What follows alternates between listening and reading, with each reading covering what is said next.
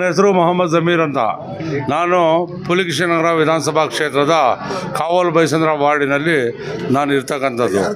ಇಲ್ಲಿ ಪುಲಿಕೇಶಿನಗರ ವಿಧಾನಸಭಾ ಕ್ಷೇತ್ರಕ್ಕೆ ಜನನಾಯಕರಾಗಿ, ಬಡವರ ಬಂಧುವಾಗಿ, ದೀನದಲಿತರ ಏಳಿಗೆಗಾಗಿ ದುಡಿಯುವಂಥ ಧೀಮಂತ ನಾಯಕರು ಯಾರಾದರೂ ಇದ್ದಿದ್ದೆ ಆದರೆ ಅದು ಅಖಂಡ ಶ್ರೀನಿವಾಸ ಮೂರ್ತಿರವರು.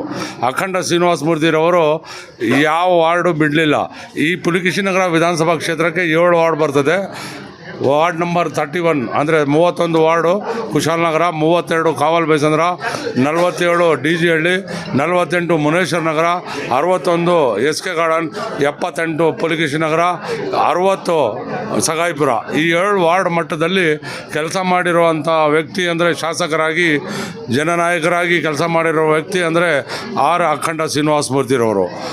ಇವರ ಕಾಲದಲ್ಲಿ ಸುಮಾರು ಜನಕ್ಕೆ, ಸುಮಾರು ವಾರ್ಡಲ್ಲಿ ಜನಗಳಿಗೆ ಸೌಕರ್ಯ ಮಾಡುವಂಥದ್ದಾಗಲಿ, ಫ್ರೀ ಪೆನ್ಷನ್ಗಳಾಗಲಿ, ಮತ್ತು ಜನ ಕಷ್ಟದಲ್ಲಿದ್ದರೆ ಅವರ ಹಾಸ್ಪಿಟ್ಲ್ಗಳಲ್ಲಿ ಅವರಿಗೆ ಖರ್ಚು ಮಾಡುವಂಥದ್ದಾಗಲಿ, ಮಕ್ಕಳಿಗೆ ಸ್ಕೂಲ್ ಫೀಸ್ ಕಟ್ಟೋದಂತಾಗಲಿ, ಆಮೇಲೆ ವರ್ಷ ಬಂದರೆ ವಾಡಿಕೆ ರೀತಿಯಲ್ಲಿ ಮುಸ್ಲಿಂ ಜನಾಂಗದ ರಂಜಾನ್ ಹಬ್ಬ ಬಂದರೆ ಸುಮಾರು 12ರಿಂದ 15 ಸಾವಿರ ರೇಷನ್ ಕಿಟ್ಟನ್ನು ಹಂಚುವಂಥ ಕಾರ್ಯಕ್ರಮ ಮಾಡ್ತಾಯಿದ್ರು.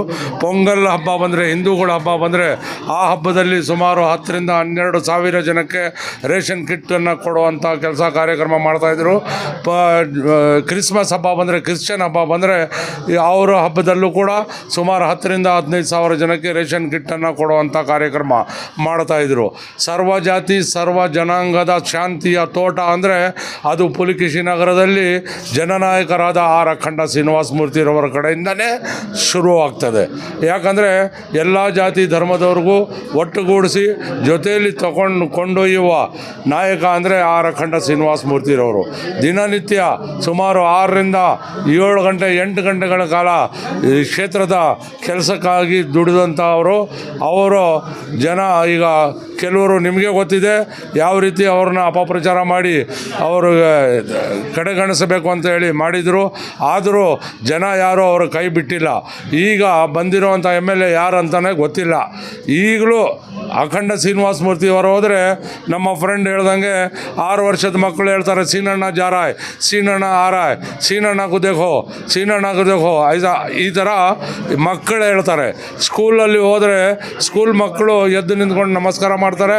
ಹೆಸರು ಜೊತೆಯಲ್ಲಿ ಹೆಸರು ತಗೊಂಡು ಅವರು ಕೆಲಸ ಮಾಡ್ತಾರೆ. ಅವರಿಗೆ ಇವತ್ತು ಹುಟ್ಟುಹಬ್ಬದ ಶುಭಾಶಯಗಳು. Many happy returns of the day. ಅವರಿಗೆ ಹುಟ್ಟುಹಬ್ಬದ ಆರ್ಥಿಕ ಶುಭಾಶಯ ಕೊಡ್ತೀವಿ. ಮತ್ತು ಅವರಿಗೆ ಬುದ್ಧ ಬಸವಣ್ಣ ಅಂಬೇಡ್ಕರ್ ಸದಾ ಆಶೀರ್ವಾದ ಅಂತ ನಾನು ಹೇಳ್ತಾ ಈ ಮಾತು ಮುಗಿಸ್ತೀನಿ. ಜೈ ಭೀಮ್. ನಾನು ಕರ್ನಾಟಕ ರಕ್ಷಣಾ ಪಡೆ ರಾಜ್ಯಾಧ್ಯಕ್ಷ ಸತೀಶ್ ಅಂತ. ಇವತ್ತು ನಮ್ಮ ಅಖಂಡ ಶ್ರೀನಿವಾಸ ಮೂರ್ತಿ ಅನ್ನೋದು ಹುಟ್ಟುಹಬ್ಬ 55 ವರ್ಷದ್ದು. ಇವಾಗ ಎಲ್ಲ ನಮ್ಮ ನಾಯಕರು, ನಮ್ಮ ಅಧ್ಯಕ್ಷರು, ನಮ್ಮ ಮಹಿಳೆಯರುಗಳು ಎಲ್ಲ ಸೇರಿ ಇವತ್ತು ಅವ್ರಿಗೆ ಒಂದು ಕೆಂಪೇಗೌಡ ಈ ಏರಿಯಾದಲ್ಲಿ ಒಂದು ಪುನೀತ್ ರಾಜ್ಕುಮಾರ್ ಸ್ಟ್ಯಾಚ್ಯೂವನ್ನು ಕೊಟ್ಟರು. ಅದೇ ರೀತಿಯಲ್ಲಿ ಇವತ್ತು ನಮ್ಮ ಕೆಂಪೇಗೌಡ ಒಂದು ಸ್ಟ್ಯಾಚ್ಯೂನ ಕೊಟ್ಟು ಇವತ್ತು, ಯಾಕಂದರೆ ಈ ಭಾಗದಲ್ಲಿ ಒಳ್ಳೆ ಕೆಲಸ ಮಾಡ್ಕೊಂಡು ಬಂದಿದ್ದಾರೆ.